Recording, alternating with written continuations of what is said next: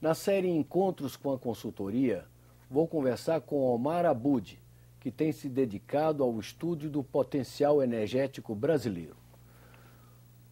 Omar, vamos começar pela energia hidrelétrica. O Brasil e a China são os países de maior potencial, de maiores produtores de energia hidrelétrica no mundo. Na verdade você tem a China, tem 13% do potencial hidrelétrico do mundo, a Rússia vem em segundo lugar com 12% desse potencial e o Brasil tem 10%, o que é uma dádiva da natureza para o país. Quer dizer, você tem uma fonte de energia limpa e barata como pouquíssimos países no mundo têm. E qual é a participação na matriz brasileira da energia hidrelétrica? Olha, você tem aproximadamente, pouco menos hoje de 70%. Já foi maior essa participação, mas hoje está em um pouco menos de 70% do total de energia elétrica do país.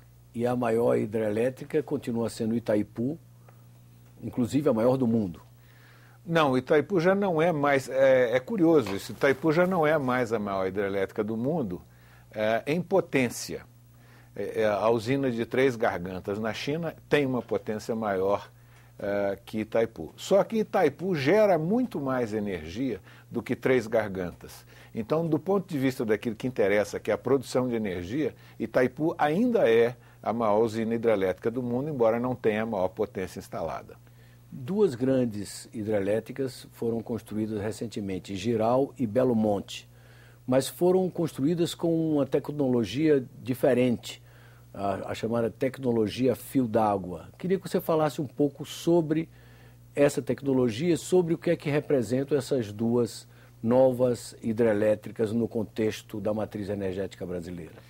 Na verdade você tem, digamos assim, do governo do presidente Lula para cá, você tem 3 grandes projetos de geração de energia elétrica, geração hidrelétrica, né? Você tem Santo Antônio, Jirau e Belo Monte. Santo Antônio e Jirau sofreram atrasos, são usinas em torno de 3.500 megawatts de potência cada uma. Belo Monte tem mais do que isso. Belo Monte tem, na verdade, e esse é o problema do fio d'água. Belo Monte tem 11.200 megawatts de potência, mas na média produzirá apenas 4.400, 4.500. Por quê? Exatamente porque é a usina chamada a fio d'água.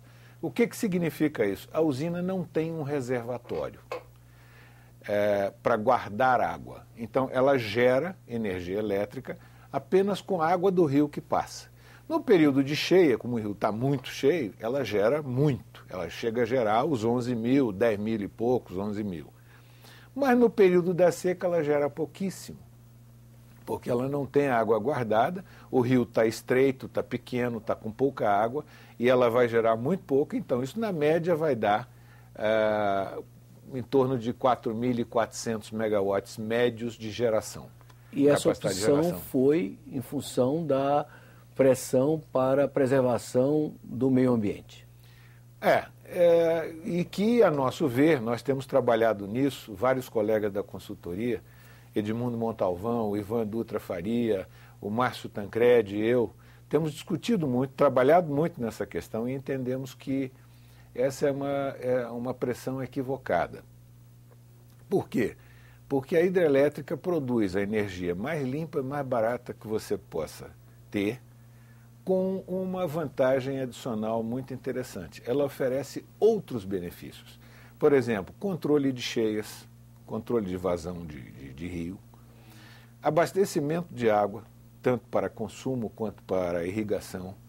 Ela oferece a possibilidade da piscicultura, ela oferece a possibilidade do turismo, que as outras formas de geração não oferecem. Então ela dá vantagens adicionais. No momento em que você deixa de fazer o reservatório, é como se você estivesse abdicando de uma capacidade de gerar energia limpa e barata que você tem e desistindo dela para sempre, porque, na verdade, quando você constrói uma barragem que determina que a usina é fio d'água, você depois, não, aquela barragem vai durar 100 anos. Você não vai destruir aquela barragem para fazer outra para ter um reservatório. Tá certo? Então você abdicou por 100 anos de uma energia que você poderia ter se fizesse um reservatório. Hoje, você diria que foi um erro? Eu não tenho dúvida sobre isso. Nós temos discutido isso muito e não temos dúvida, por uma razão muito simples. Vou te dar alguns números para a gente entender isso. Segundo a empresa de pesquisa energética do governo, se todas as usinas já construídas, a construir e em construção na Amazônia, elas vão inundar alguma coisa como 10.400 quilômetros quadrados de área. Para ter uma noção de grandeza, isso significa mais ou menos 2 vezes a área do Distrito Federal. Isto dentro de um bioma, toda a floresta amazônica tem 6.500.000 quilômetros quadrados. Então, a pergunta é razoável que o Brasil prescinda de uma energia limpa e barata para não inundar uma pequeníssima área da floresta amazônica? Mas e quanto à população que está vivendo naquele local? População ribeirinha. Isso, que é um dos argumentos ambientalistas. Sim, é aquela história, são escolhas que você tem que fazer. A população ribeirinha, normalmente, por exemplo, a população ribeirinha de Belo Monte agora, ela certamente vai ser deslocada para uma área onde ela vai ter uma vida, do ponto de vista de conforto material, muito melhor. Vamos localizar. Belo Monte fica onde? Belo Monte fica no rio Xingu, tá certo? Lá no alto, lá no Pará. No Pará. É. E Jirau e Santo Antônio? São no Rio Madeira, lá pelo extremo oeste do Brasil, lá por Rondônia. Por Rondônia, é. Certo. E qual é o número de pessoas ribeirinhas que de fato foram atingidas? Não saberia te precisar esse número, mas não é um número assim gigantesco, e as medidas compensatórias, elas têm que existir, porque essas pessoas, elas são desapropriadas, elas têm que ser realocadas em outro lugar, e isso é só tratar corretamente. Se você tratar direito as pessoas, os direitos delas, evidentemente você vai encarecer um pouco mais o empreendimento, porque isso tudo entra no custo do empreendimento, tá certo? Mas você vai constituir uma fonte de energia espetacular. Se você não fizer isso, o problema tudo é trade-off, né? Tudo é alternativa. Se você não fizer isso, o que é que você vai fazer? Você vai ter que construir usina térmica. Usina térmica é extremamente mais cara, ela é no mínimo 5, 6 vezes mais cara que a hidrelétrica, o custo da energia, de geração de energia. Ela é mais poluente, tá certo? Ela só faz jogar CO2 no ar. Ela não produz mais nada além de energia e CO2. Como eu disse, a hidrelétrica produz um monte de benefícios para a sociedade, tá certo? E aí podem me perguntar, bom, e as outras fontes? Né? Que seria uma pergunta natural. A eólica e a solar, elas têm limites no sentido de que você depende da natureza, você gera quando tem vento e gera quando tem sol. O Brasil é o país que tem bastante insolação, mas não é energia que nós chamamos no setor de firme, não é energia firme, não é aquela energia que você apertou o botão e gerou.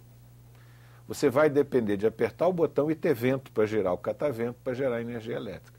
E essa energia também oscila. Eu aprendi recentemente, eu não sabia disso, como especialista, um negócio muito interessante que é o seguinte: devido a essa oscilação, você tem um limite para a quantidade de energia elétrica que você pode jogar na matriz energética nacional.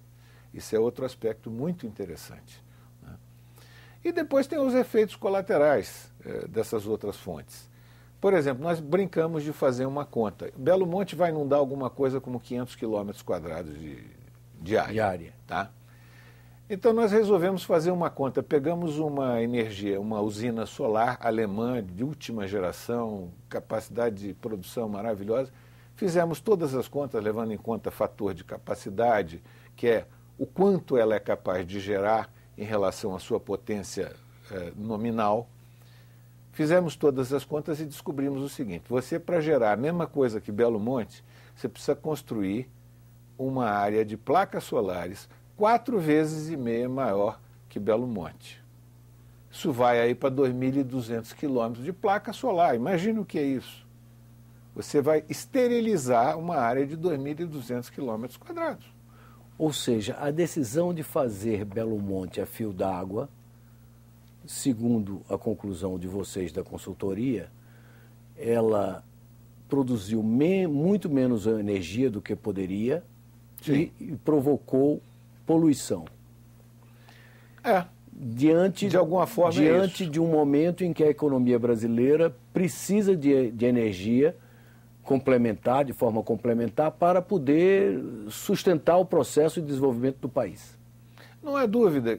Armando, isso é uma coisa muito interessante. Quer dizer, as pessoas, às vezes, não levam em conta o seguinte: nós temos uma fonte limpa e barata de produzir energia elétrica, com algum esforço de realocação de ribeirinhos, de estudo de impacto ambiental, de um efeito de maneira... Enfim, se você fizer bons projetos, você vai estar aproveitando um potencial espetacular que todo país do mundo adoraria ter, e nós temos, né? Aí o Brasil é abençoado por Deus nesse momento, nesse sentido, tá certo?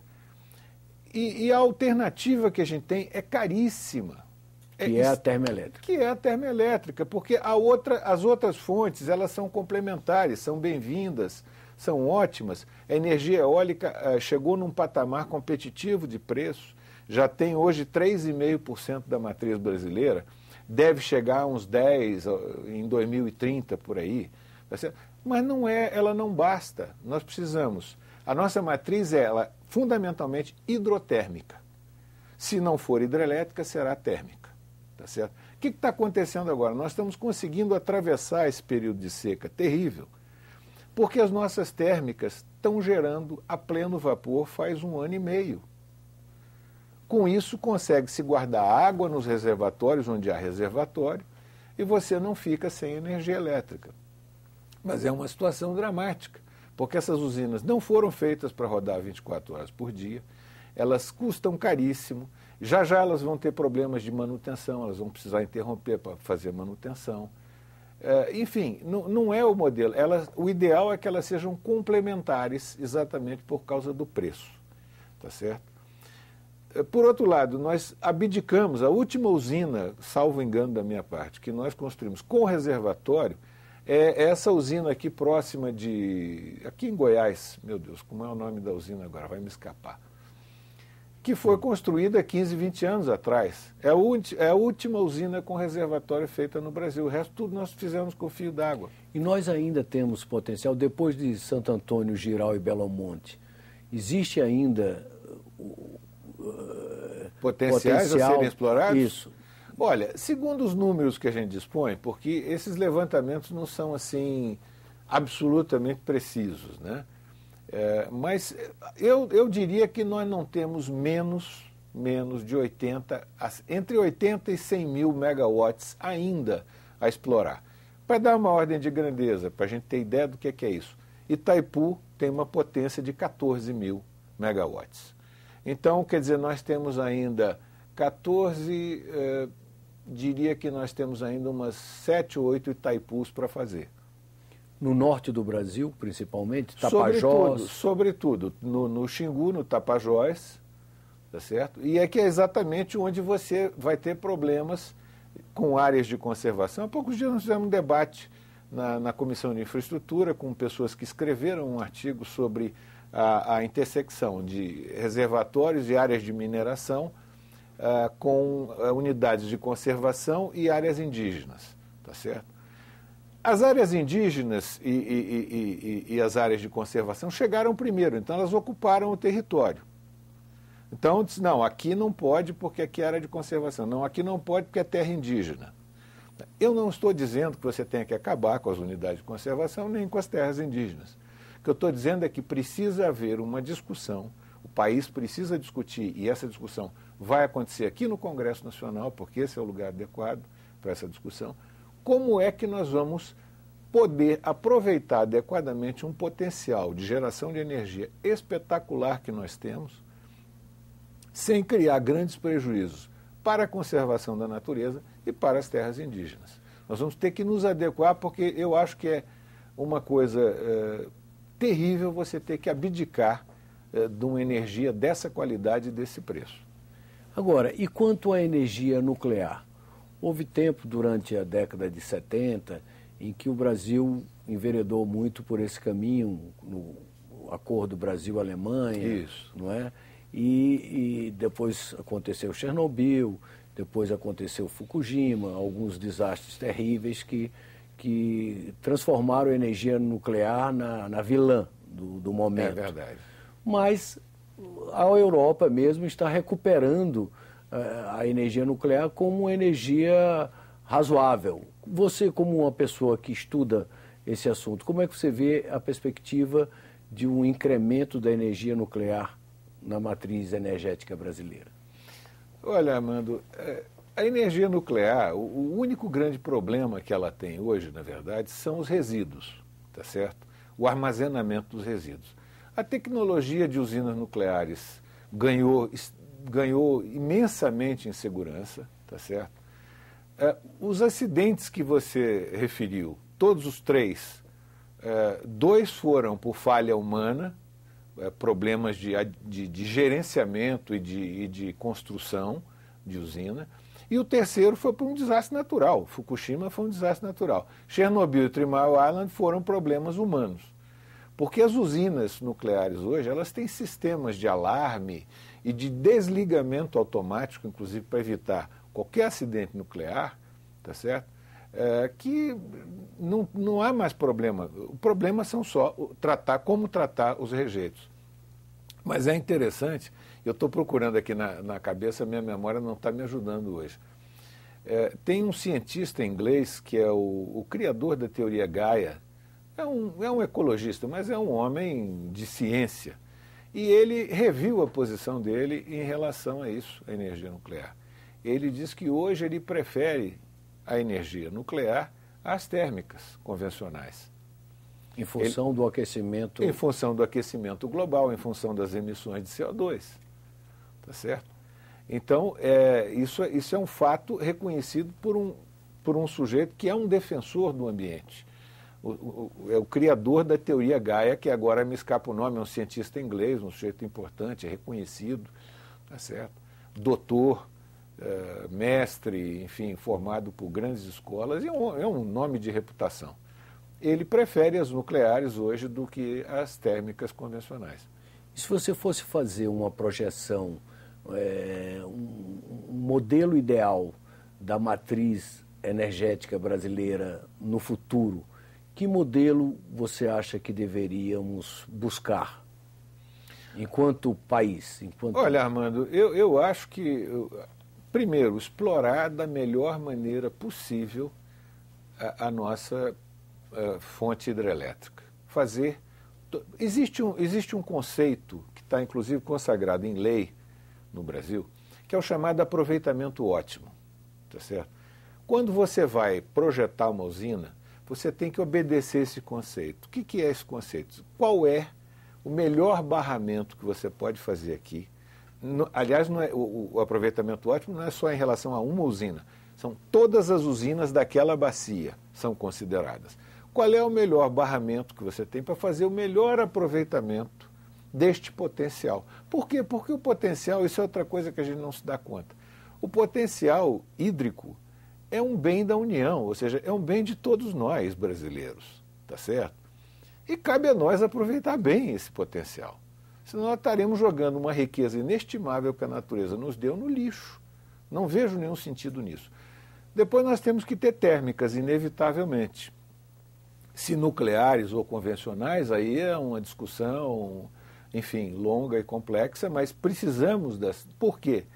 Porque a única energia firme que a gente tem, além da hidrelétrica, quando faltar hidrelétrica, quando faltar água no reservatório, como hoje nós estamos vivendo, quando São Pedro não nos ajudar, para a gente depois não ficar botando a culpa em São Pedro, nós precisamos das térmicas para complementar. E aí todas as outras fontes de que nós dispomos, e nós dispomos de fontes interessantes, como a eólica, que já ficou competitiva, a biomassa, que também está se tornando competitiva, sobretudo a partir de bagaço de cana, e tem uma grande vantagem, você gera a safra de cana no Centro-Sul, quando você produz a energia elétrica de bagaço de cana, é no contrafluxo do período de chuvas. Então, você cria uma complementariedade interessante aí. Mas a biomassa também é poluente. Sim, ela é poluente, mas existe uma vantagem. Porque quando você planta a cana, você tem também um sequestro de CO2. Então, ela é considerada, os ambientalistas consideram que ela é uma fonte, digamos, nula. Sei. Porque o que ela na plantação da cana, tá certo? E temos, evidentemente, solar, que você tem muito ela. Ela é cara, tá certo? Ainda é uma fonte cara, mas é uma fonte que, tanto quanto a eólica, há 10 anos atrás, 15 anos atrás, era uma coisa impensável. Hoje ela é competitiva, tá certo? A solar pode se tornar perfeitamente competitiva, é uma questão de escala, eventualmente de algum incentivo, embora eu pessoalmente não goste muito da ideia de incentivo, mas ela pode perfeitamente se tornar competitiva. Obrigado pela entrevista. Imagina, foi um prazer. Chegamos ao final da nossa conversa com o consultor do Senado, Omar Abudi, sobre a importância das fontes de energia no desenvolvimento da economia brasileira. Quem quiser sugerir pautas ou enviar comentários, pode fazê-lo ligando para o Alô Senado no número 0800 612211 ou acessando o nosso portal na internet no endereço www.senado.leg.br/TV. Obrigado por sua audiência e até um próximo encontro aqui na TV Senado.